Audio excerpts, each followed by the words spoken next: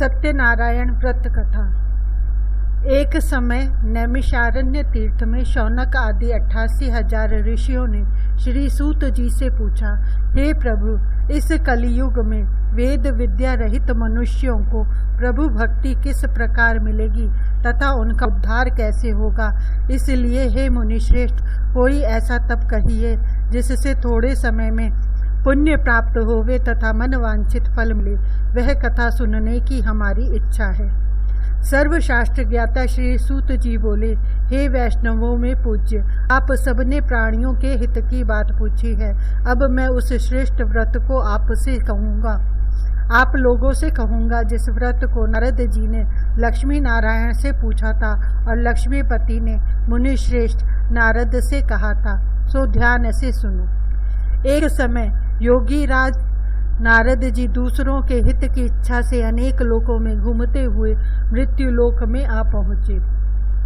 यहाँ अनेक योनियों में जन्मे हुए प्रायः सभी मनुष्यों को अपने कर्मों द्वारा अनेकों दुखों से पीड़ित देख कर सोचा, किस यत्न के करने से निश्चय ही प्राणियों के दुखों का नाश हो सकेगा।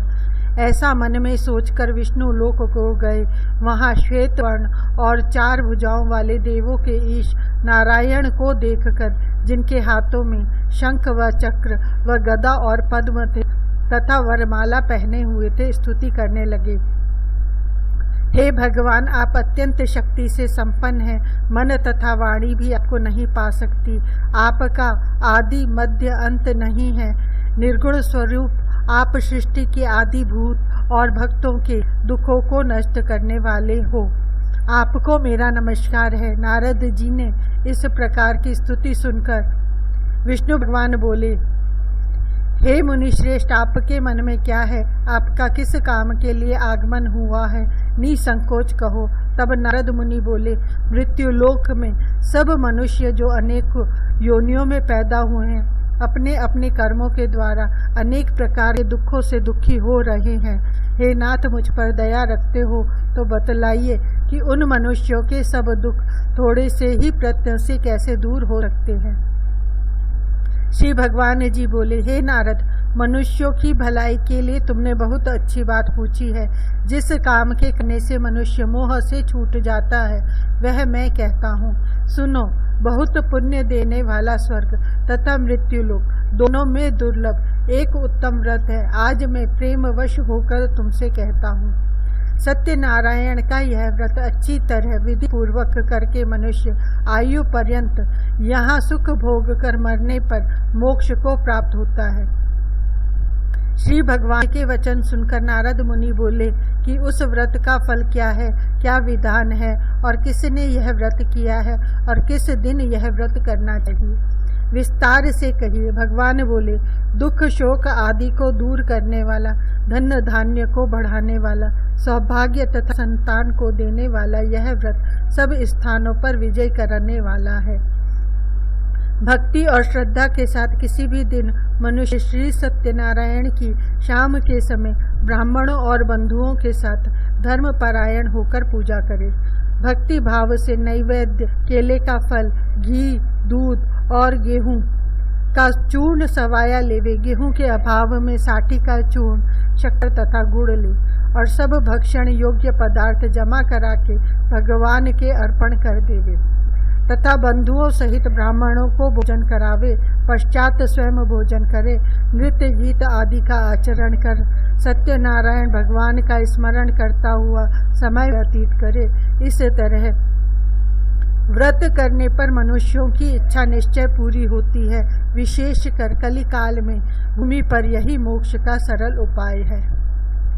दूसरा अध्याय। सूत जी बोले, हे ऋषियों, जिसने पहले समय में इस व्रत को किया है उसका इतिहास कहता हूँ, ध्यान से सुनो। सुंदर काशीपुरी नगरी में एक अत्यंत निर्धन ब्राह्मण रहता था। वह भूख और प्यास से बेचैन हुआ नित्य पृथ्वी पर घूमता था। ब्राह्मणों से प्रेम करने वाले भगवान ने ब्राह्मणों को दुखी देखकर बूढ़े ब्राह्मण का रूप धर उसके पास जा आदर के साथ पूछा, हे विप्र, नित्य दुखी हुआ पृथ्वी पर क्यों घूमता है? हे श्रेष्ठ ब्राह्मण, यह सब मुझसे कहो, मैं सुनना चाहता हूँ। ब्राह्मण बोला, मैं निर्धन ब्राह्मण हूँ, भिक्षा के लिए पृथ्वी पर फिरता हूँ। हे भगवान, यदि आप इसका उपाय जानते हो तो कृपा कर कहो।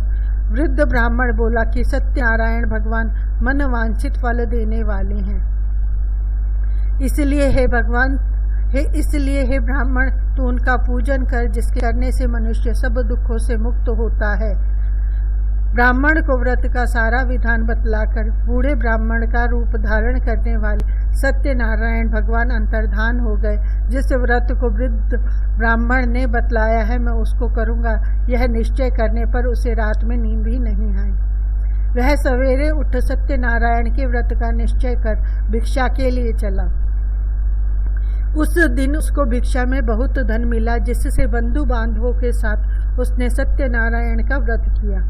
इसके करने से वह ब्राह्मण सब दुखों से छूटकर अनेक प्रकार की संपत्तियों से युक्त हुआ। उस समय से वह ब्राह्मण हर मास व्रत करने लगा। इस तरह सत्यनारायण भगवान के व्रत को जो करेगा वह सब पापों से छूटकर मोक्ष को प्राप्त होगा। आगे जो पृथ्वी पर सत्यनारायण का व्रत करेगा वह मनुष्य सब दुखों से छूट जाएगा। इस तरह नारद जी ने नारायण का कहा हुआ यह व्रत मैंने तुमसे कहा। हे विप्रो, मैं अब और क्या कहूँ। ऋषि बोले, हे मुनीश्वर, संसार में इस ब्राह्मण से सुनकर किस किसने इस व्रत को किया, हम वह सब सुनना चाहते हैं, इसके लिए हमारे मन में श्रद्धा है। सूत जी बोले, हे मुनियों, जिसने इस व्रत को किया है वह सब सुनो। एक समय ब्राह्मण धन और ऐश्वर्य के अनुसार बंधु बांधवों के साथ व्रत करने को तैयार हुआ। उस समय एक लकड़ी बेचने वाला बूढ़ा आदमी आया और बाहर लकड़ियों को रखकर ब्राह्मण के मकान में गया। प्यास से दुखी लकड़हारा उनको व्रत करते देखकर ब्राह्मण को नमस्कार कर कहने लगा कि आप यह क्या कर रहे हैं और इसके करने से क्या फल मिलता है, कृपा करके मुझसे कहो। ब्राह्मण ने कहा, सब मनोकामनाओं को पूरा करने वाला यह सत्यनारायण भगवान का व्रत है।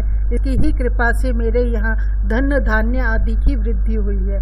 ब्राह्मण से इस व्रत के बारे में जानकर लकड़हारा बहुत प्रसन्न हुआ। चरणामृत ले और प्रसाद खाने के बाद अपने घर को गया। लकड़हारे ने अपने मन में इस प्रकार का संकल्प किया कि आज ग्राम में लकड़ी बेचने से जो धन मिलेगा उसी से सत्यनारायण देव का उत्तम व्रत करूंगा।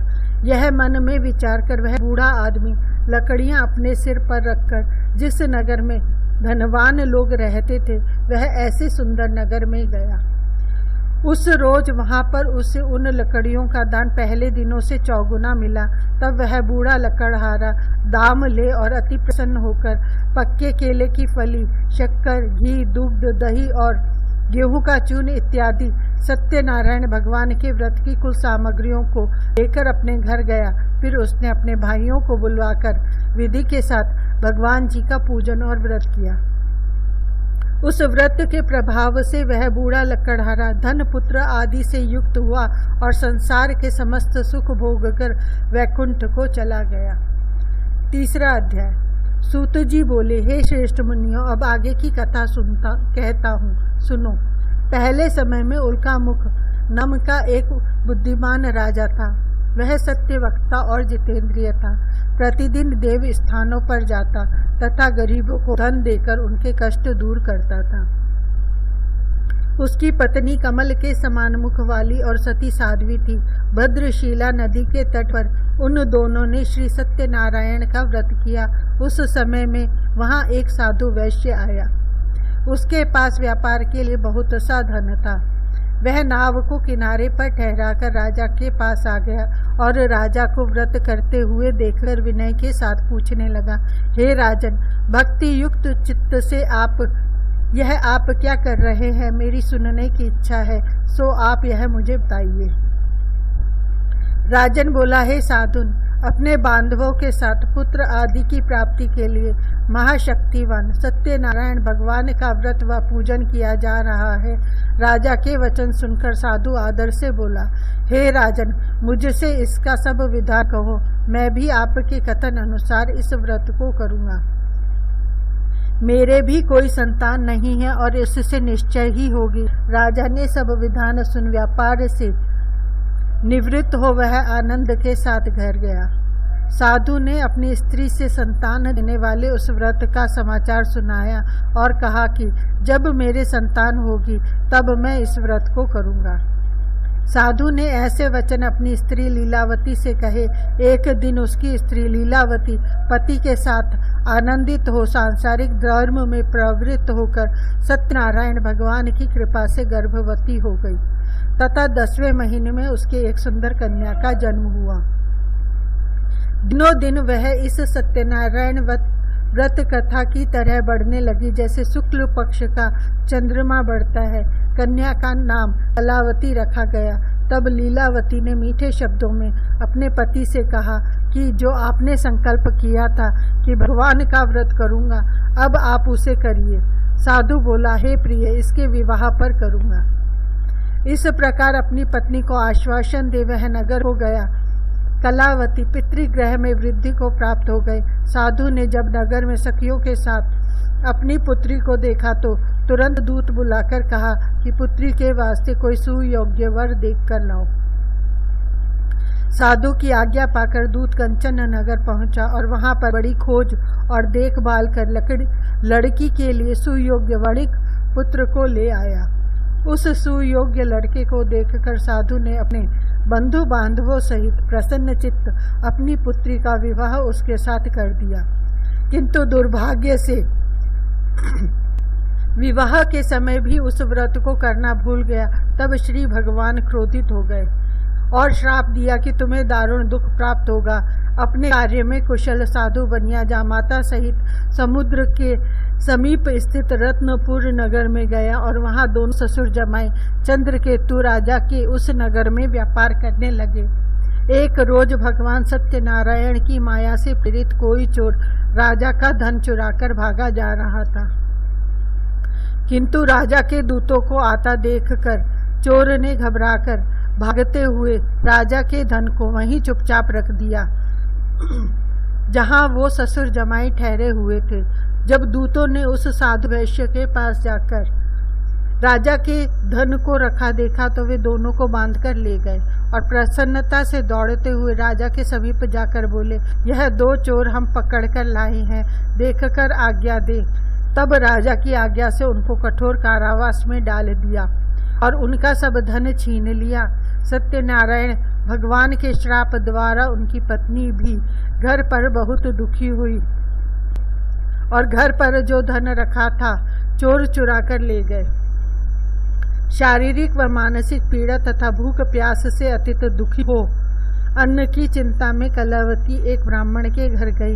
वहां उसने सत्यनारायण भगवान का व्रत होते देखा, फिर कथा सुनी तथा प्रसाद ग्रहण कर रात को घर आई। माता ने कलावती से कहा, हे पुत्री, अब तक कहाँ रही वह तेरे मन में क्या है? कलावती बोली, हे माता, मैंने एक ब्राह्मण के घर श्री सत्यनारायण भगवान का व्रत देखा है। कन्या के वचन सुनकर लीलावती भगवान के पूजन की तैयारी करने लगी। लीलावती ने परिवार और बंधुओं सहित श्री सत्यनारायण भगवान का पूजन किया और वर मांगा कि मेरे पति और दामाद शीघ्र आ जावें। साथ ही प्रार्थना की कि हम सबका अपराध क्षमा करो। सत्यनारायण भगवान इस व्रत से संतुष्ट हो गए और राजा चंद्रकेतु को स्वप्न में दर्शन देकर कहा, हे राजन, दोनों वैश्यों को प्रातः ही छोड़ दो और उनका सब धन जो तुमने ग्रहण किया है दे दो, नहीं तो मैं तेरा धन और राज्य, पुत्र आदि सब नष्ट कर दूंगा। राजा से ऐसे वचन कहकर भगवान अंतर्धान हो गए। प्रातःकाल राजा चंद्रकेतु ने सभा में अपना स्वप्न सुनाया, फिर दोनों वणिक पुत्रों को कैद से मुक्त कर सभा में बताया। दोनों ने सभा में बुलाया। दोनों ने आते ही राजा को नमस्कार किया। राजा मीठे वचनों से बोला, हे महानुभाव, भावी वर्ष ऐसा कठिन दुख प्राप्त हुआ है, अब तुम्हें कोई भय नहीं। ऐसा कहकर राजा ने उनको नए नए वस्त्र आभूषण पहनाए तथा उनका जितना धन लिया था उससे दूना धन देकर आदर सहित विदा किया। दोनों वैश्य अपने घर को चल दिए। 4था अध्याय। सूत जी बोले, वैश्य ने मंगलाचार करके यात्रा आरंभ की और अपने नगर को चला। उनके थोड़ी दूर निकलने पर दंडी वेशधारी सत्यनारायण ने उनसे पूछा, हे साधु, तेरी नाव में क्या है? अभिमानी वणिक हंसता हुआ बोला, हे दंडी, आप क्यों पूछते हो? क्या धन लेने की इच्छा है? मेरी नाव में तो बेल और पत्ते भरे हैं। वैश्य का कठोर वचन सुनकर भगवान ने कहा, तुम्हारा वचन सत्य हो। दंडी ऐसा कहकर वहां से दूर चले गए और कुछ दूर जाकर समुद्र के किनारे बैठ गए। दंडी के जाने पर वैश्य ने नित्य क्रिया करने के बाद नाव को ऊंची उठी देखकर अचंभा किया और नाव में बेल पत्ते आदि देखकर मूर्छित हो जमीन पर गिर पड़ा। फिर मूर्छा खुलने पर अत्यंत शोक प्रकट करने लगा। तब उसका दामाद बोला कि आप शोक न करें, यह दंडी का शाप है, अतः उनकी शरण में चलना चाहिए, तभी हमारी मनोकामना पूर्ण होगी। दामाद के वचन सुनकर वह दंडी के पास पहुंचा और अत्यंत भक्तिभाव से नमस्कार करके बोला, मैंने जो आपसे असत्य वचन कहे थे उनको क्षमा करो। ऐसा कहकर महान शोकातुर हो रोने लगा। तब दंडी भगवान बोले, हे वणिक पुत्र, मेरी आज्ञा से बार बार तुम्हें दुख प्राप्त हुआ है, तू मेरी पूजा से विमुख हुआ। साधु बोला, हे भगवान, आपकी माया से मोहित ब्रह्मा आदि भी आपके रूप को नहीं जानते, तब मैं अज्ञानी कैसे जान सकता हूँ? आप प्रसन्न होइए, मैं सामर्थ्य के अनुसार आपकी पूजा करूँगा, मेरी रक्षा करो और पहले के समान नौका में धन भर दो। उसके भक्ति युक्त वचन सुनकर भगवान प्रसन्न हो उसकी इच्छा अनुसार वर देकर अंतर्ध्यान हो गए। तब उन्होंने नाव पर आकर देखा कि नाव धन से परिपूर्ण है। फिर वह भगवान सत्यनारायण का पूजन कर साथियों सहित अपने नगर को चला। अब अपने नगर में निकट पहुंचा तब दूत को घर भेजा। दूत ने साधु के घर जा उसकी स्त्री को नमस्कार कर कहा कि साधु अपने दामाद सहित इस नगर के समीप आ गई है। ऐसा वचन सुन साधु को स्त्री ने बड़े हर्ष के साथ सत्य देव का पूजन कर स्त्री से कहा, मैं अपने पति के दर्शन को जाती हूँ, तू कार्य पूर्ण कर शीघ्र आ। माता के ऐसे वचन सुनकर कलावती प्रसाद छोड़कर पति के पास गई। प्रसाद की अवज्ञा के कारण सत्यदेव ने रुष्ट हो उसके पति को नाव सहित पानी में डुबो दिया।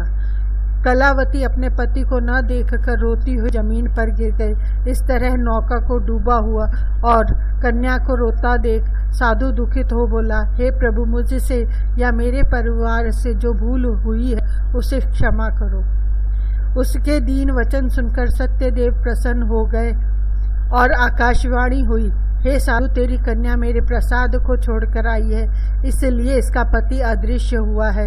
यदि वह घर जाकर प्रसाद खाकर लौटे तो इसे पति अवश्य मिलेगा। ऐसी आकाशवाणी सुनकर कलावती ने घर पहुंचकर प्रसाद खाया।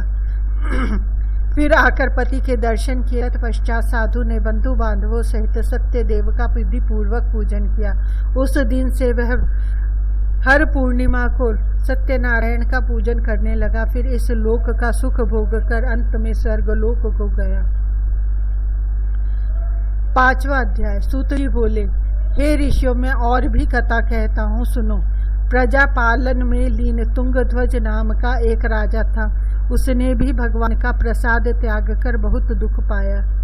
एक दिन वन में जाकर वन्य पशुओं को मारकर बड़ के पेड़ के नीचे आया। वहां उसने ग्वालों को भक्ति भाव से बांधवों सहित सत्यनारायण जी का पूजन करते देखा। राजा देखकर भी अभिमानवश वहां नहीं गया और नमस्कार ही कहा। जब ग्वालों ने भगवान का प्रसाद उसके सामने रखा तो वह प्रसाद को त्याग कर अपनी सुंदर नगरी को चला। वहीं उसने अपना सब कुछ नष्ट पाया तो वह जान गया कि यह सब भगवान ने किया है।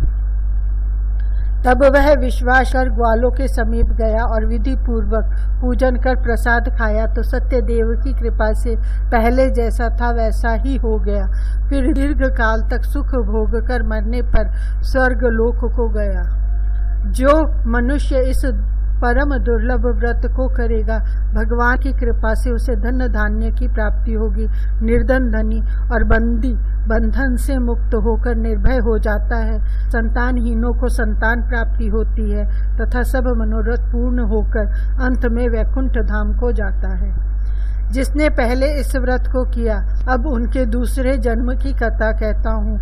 वृद्ध शतानंद ब्राह्मण ने सुदामा का जन्म लेकर मोक्ष को पाया। उल्कामुख नाम का राजा दशरथ होकर वैकुंठ को प्राप्त हुआ। साधु नाम के वैश्य ने मोर ध्वज बनकर अपने पुत्र को आरे से चीरकर मोक्ष को प्राप्त किया। महाराज तुंग ध्वज ने स्वयंभू होकर भगवान में भक्ति युक्त कर्म कर मोक्ष प्राप्त किया। आरती श्री सत्यनारायण जी की। जय लक्ष्मी रमणा स्वामी, जय लक्ष्मी रमणा। सत्यनारायण स्वामी, सत्यनारायण स्वामी, जनपातक हरणा। जय लक्ष्मी रमणा। रतन जड़ित सिंहासन, अद्भुत छवि राजे। नारद करत निरंतर, घंटा ध्वनि बाजे। जय लक्ष्मी रमणा। प्रकट भये कलि कारण, द्विज को दर्श दियो। बूढ़ो ब्राह्मण बन के, कंचन महल कियो। जय लक्ष्मी रमणा। दुर्बल वील कराल, जिन पर कृपा करी। चंद्रचूड़ एक राजा, तिनकी विपति हरी। जय लक्ष्मी रमणा। वैश्य मनोरथ पायो, श्रद्धा तज दीनी। सो फल भोग्यो प्रभु जी, फिर स्तुति कीनी। ओम जय लक्ष्मी रमणा। भाव भक्ति के कारण छिन छिन रूप धर्यो। श्रद्धा धारण कीनी, तिनको काज सरू। जय लक्ष्मी रमणा। ग्वाल बाल संग राजा, वन में भक्ति करी। मन वांछित फल दीनो, दीन दयाल हरि। जय लक्ष्मी रमणा। चढ़त प्रसाद सवायो, कदली फल मेवा। धूप दीप तुलसी से, राजी सत देवा। जय लक्ष्मी रमणा। श्री सत्यनारायण जी की आरती जो कोई गावे। कहत शिवानंद स्वामी, मन वांछित फल पावे। जय लक्ष्मी रमणा। ओम जय जगदीश हरे स्वामी, जय जगदीश हरे। भक्त जनन के संकट, दास जनन के संकट, क्षण में दूर करे। ओम जय जगदीश हरे। जो ध्यावे फल पावे, दुख इन से मन का। सुख संपत्ति घर आवे, कष्ट मिटे तन का। ओम जय जगदीश हरे। मात पिता तुम मेरे शरण, गहूँ में किसकी। तुम बिन और न दूजा, प्रभु बिन और न दूजा। आस करूँ मैं जिसकी। ओम जय जगदीश हरे। तुम पूर्ण परमात्मा, तुम अंतर्यामी। पार ब्रह्म परमेश्वर, तुम सबके स्वामी। ओम जय जगदीश हरे। तुम करुणा के सागर, तुम पालन करता। मैं मूर्ख कल कामी, कृपा करो भरता। ओम जय जगदीश हरे। तुम हो एक अगोचर, सबके प्राणपति। किस विधि मिलो दया मैं, किस विधि मिलो कृपा मैं। तुमको मैं कुमति। ओम जय जगदीश हरे। दीन बंधु दुख हरता तुम ठाकुर मेरे।